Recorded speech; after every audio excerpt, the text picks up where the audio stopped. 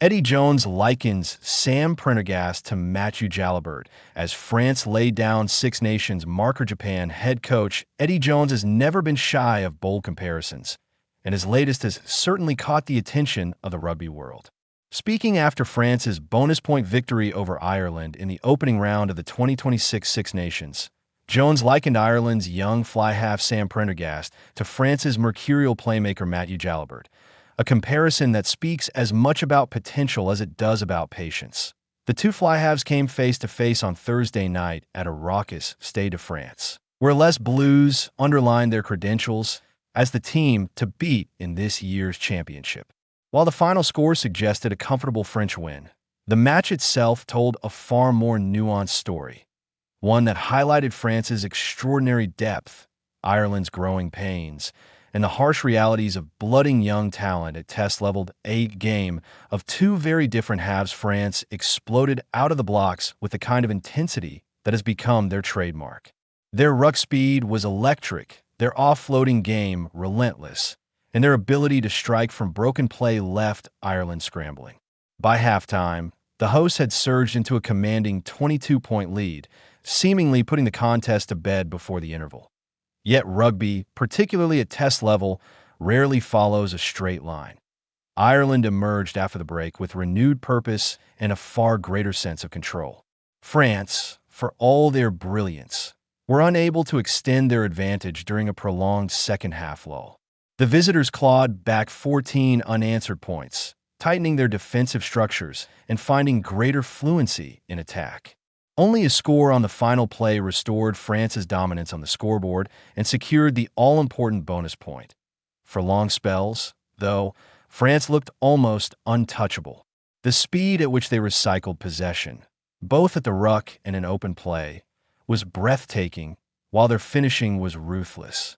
Louis Bielle-Biarrey, in particular, was simply mesmerizing, gliding through defensive lines with a mixture of pace, balance, and instinct that left Ireland grasping at shadows. France.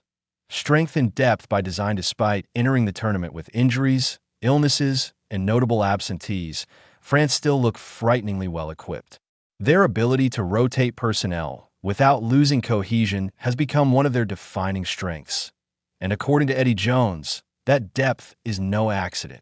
Speaking on the Rugby Unity podcast, Jones explained how French rugby's current golden era was shaped by long-term planning rather than good fortune. If we just go back a step with the French, Jones said, the depth of their talent comes from a strategic move by the French Rugby Union. They were awarded the World Cup in 2023, and they changed. Central to that shift was collaboration between the federation and the professional clubs, particularly around the top 14's foreign player limits. They were able, with the clubs, to change the number of foreign players playing in the top 14, Jones explained. As a result, rather than having teams full of foreign players, young players were able to come through. And we're seeing the results of that now. The outcome is a conveyor belt of elite athletes competing fiercely for selection. Big, powerful, skillful players are forced to raise their standards week after week just to stay relevant. The depth of talent is quite incredible, Jones continued. Big, strong, tall guys competing with each other. If anyone talked about Damien Penaud 12 months ago, they'd say he was one of the best wings in the world, and now he can't even get into the 23. Perhaps most telling was Jones' description of Penaud's role from the sidelines. He's the biggest backslapper there as they're running on the field. That shows you the depth of their talent. France, in other words, are not just winning. They are winning sustainably. Ireland, a team in transition for all of France's excellence. Ireland's struggles were impossible to ignore.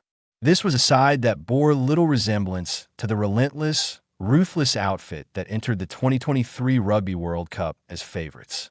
Injuries, suspensions, and the inevitable churn of a post-World Cup cycle have left Andy Farrell navigating one of the most difficult phases of his tenure. I think Ireland are going through one of those tricky periods, Jones observed. I feel for Andy Farrell. He's been there, seen the best of it, and now he's got some injuries. There are some depth issues for him. Ireland's famed cohesion was missing. Their defensive line speed dipped, their breakdown efficiency wavered, and their attacking rhythm often stalled at crucial moments. against a French side operating at full throttle. Those margins were brutally exposed. Nowhere was that more evident than at fly half. The Sam Prendergast dilemma in A Bold Call. Farrell handed the number 10 jersey to 22-year-old Sam Prendergast, opting for youth over the more experienced Jack Crowley. The decision underlined Ireland's commitment to the future, but it also highlighted the risks of fast-tracking a playmaker at international level. Prendergast showed flashes of his undoubted quality. His short passing at the gain line occasionally unlocked space, and his vision hinted at a player with genuine creative instincts. However, those moments were overshadowed by costly errors, a telegraph pass that was easily read by the French defense, a panicked offload deep inside his own 22, and a series of questionable attacking decisions all contributed to Ireland's lack of control. Yet it was his defensive performance that drew the most scrutiny. While Prendergast completed 13 tackles, he also missed 7, more than double the tally of France's poorest defender on the night. Against a side that thrives on exploiting fractured defensive systems, those lapses proved expensive. Irish supporters were left torn between concern and caution. The talent is evident, but the rawness is equally undeniable. Eddie Jones-Jalibert comparison. It was in this context that Eddie Jones offered his comparison, one designed less as criticism and more as perspective. He's got a lot of rugby ahead of him, Jones said of Prendergast. Jalibert is probably 6 or 7 years, or even more, experienced than him.